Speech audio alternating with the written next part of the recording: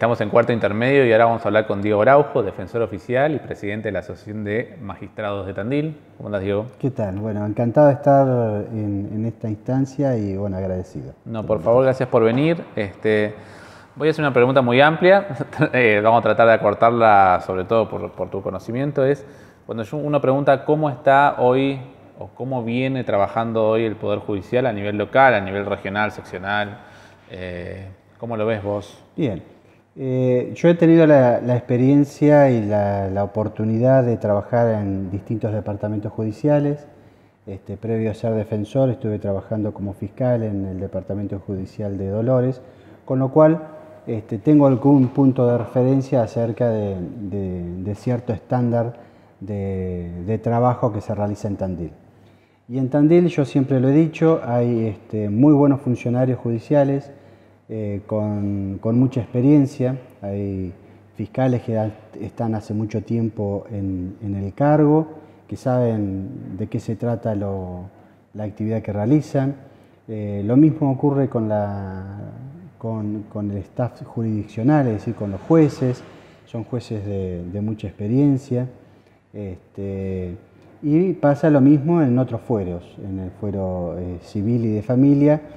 Si bien el fuero de familia es un tanto más reciente, es gente que viene con una dilatada trayectoria judicial y a lo que se le debe sumar que además del conocimiento son gente de trabajo y es gente honesta. Claro. Creo que esas son las cualidades que uno de alguna manera pretende de cualquier actividad, de cualquier profesión. Y creo que en la ciudad de Tandil se cumplen estos requisitos.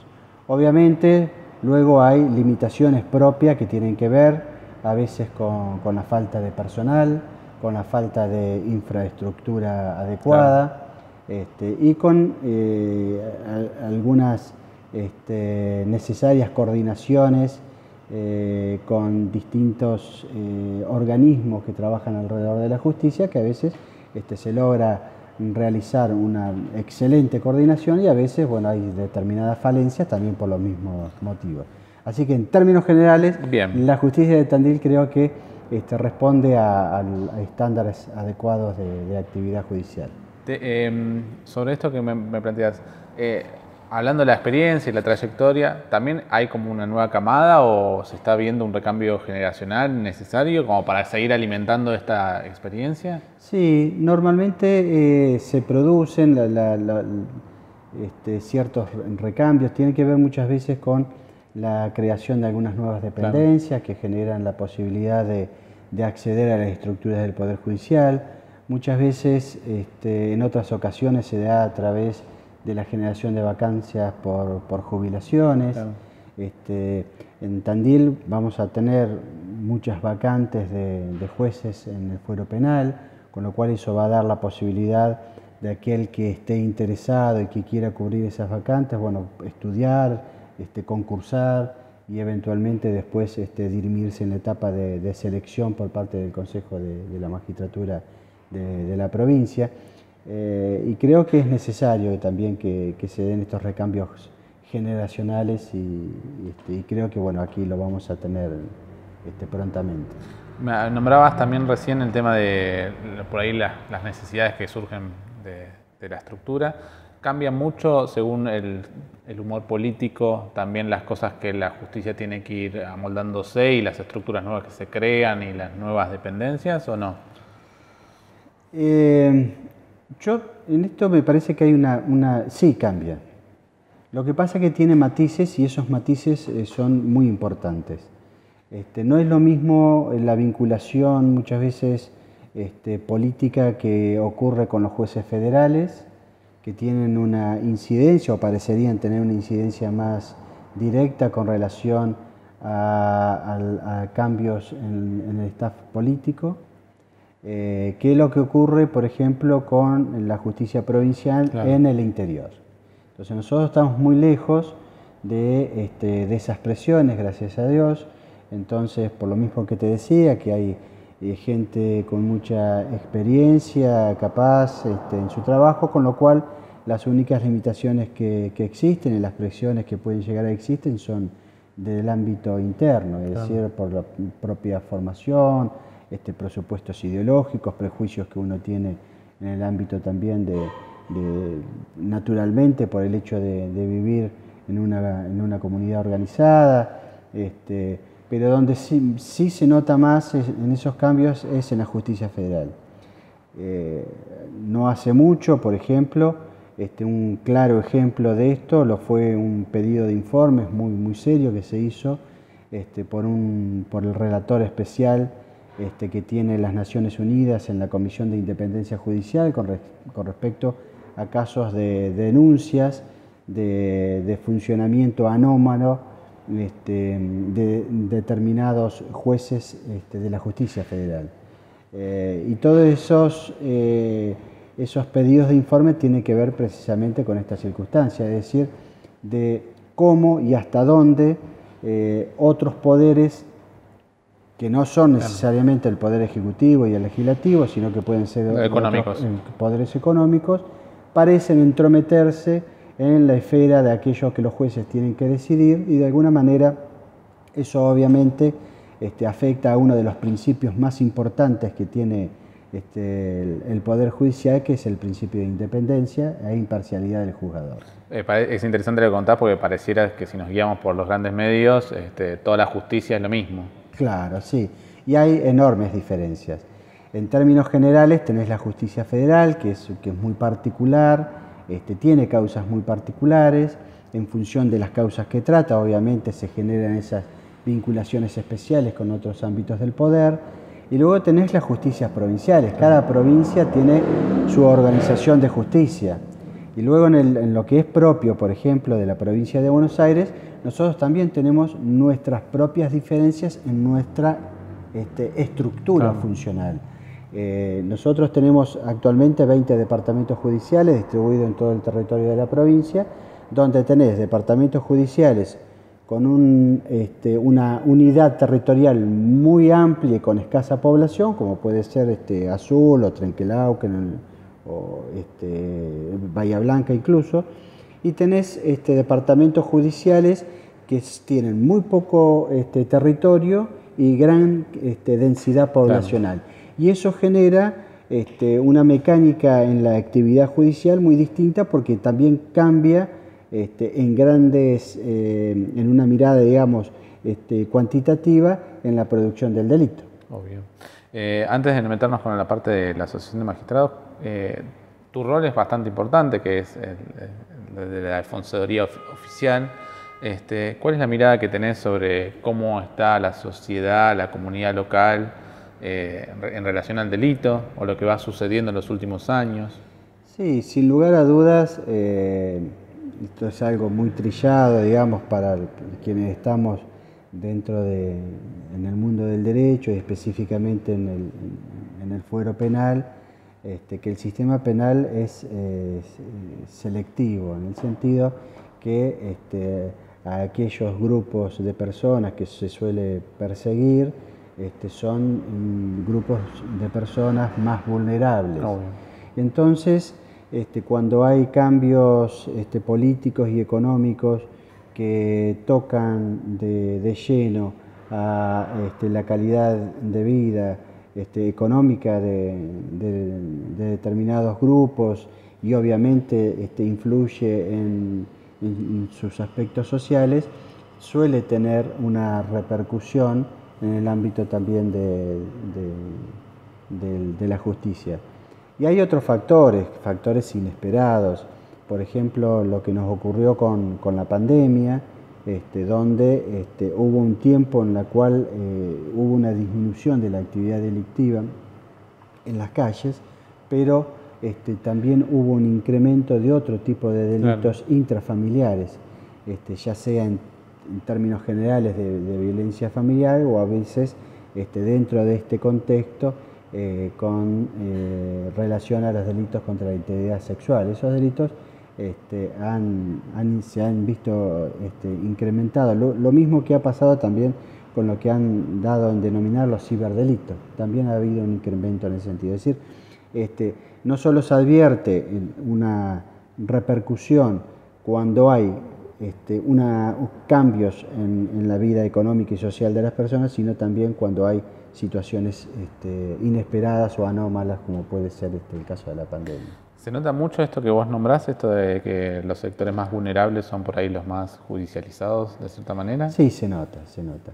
Basta con hacer un examen de cuál es la población carcelaria. Y esto obviamente no es de ahora, viene de hace muchísimo tiempo, es una cuestión estructural, tiene que ver precisamente con la conformación y la manera de actuar del sistema penal. No ocurre solo en Argentina, sino que ocurre en todos los países del mundo.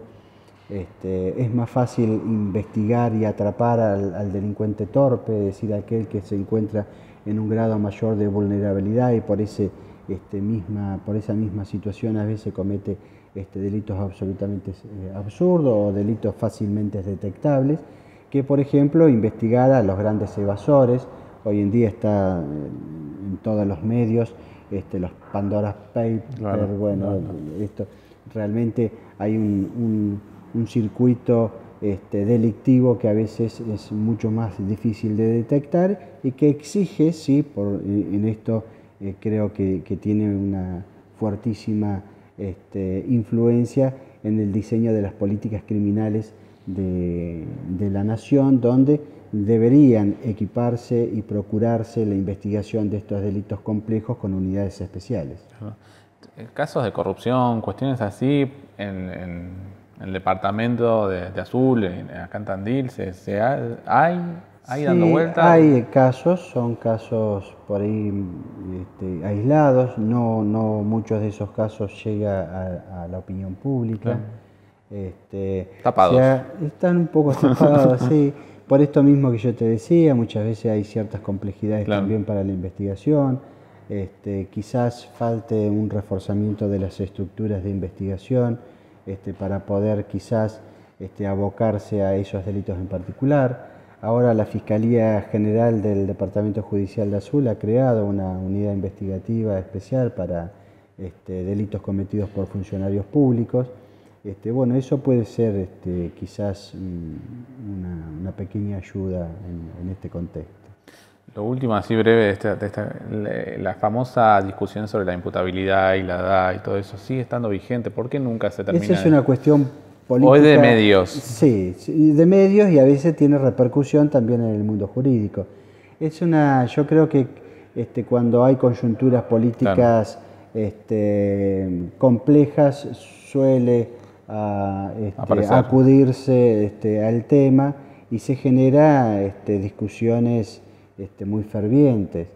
La realidad es que la baja de la imputabilidad no tiene una trascendencia fuerte hacia puertas adentro, hacia el Poder Judicial, porque en realidad los índices delictivos de menores de 16 años, que es la edad por debajo la cual se considera al menor inimputable, los índices son bajísimos y sobre todo con relación a delitos graves.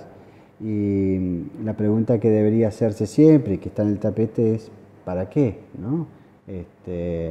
Entonces, en ese contexto creo que cuando hay una infracción a la ley penal y sobre todo en sectores como pueden ser los niños o niñas o adolescentes, creo que la mirada del Estado tiene que ser más bien de contención y de formación que de castigo.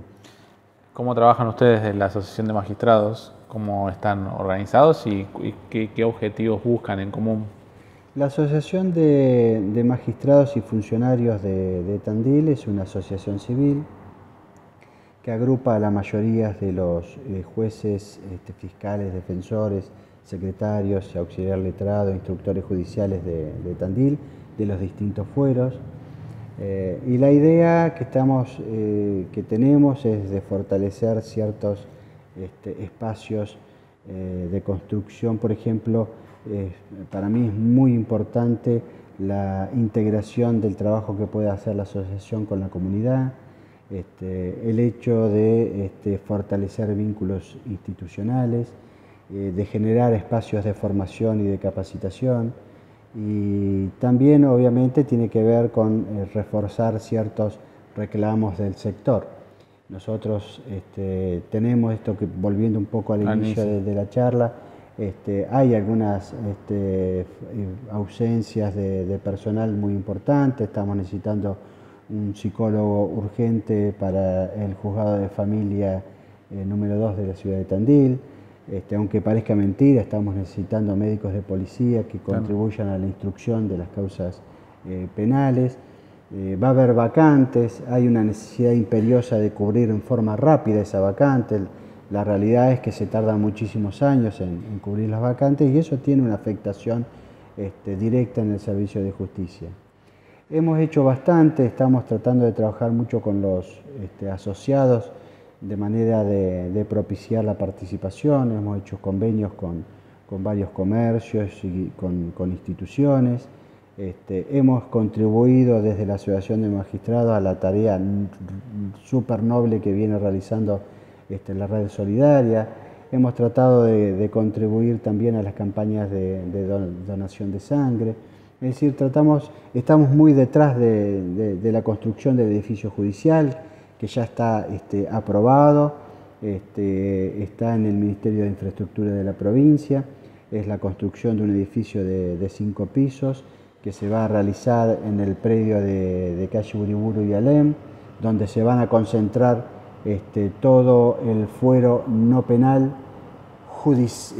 digamos, perteneciente al Poder Judicial, esto es que excluye al Ministerio Público, con lo cual eso también va a contribuir a que el Poder Judicial de la ciudad de Tandil se vea fortalecido en algo que tanto todos venimos propiciando, de que sea una ciudad intermedia modelo Tandil. Muchas gracias, Diego. No, gracias a vos. Diego Araujo, en Cuarto Intermedio.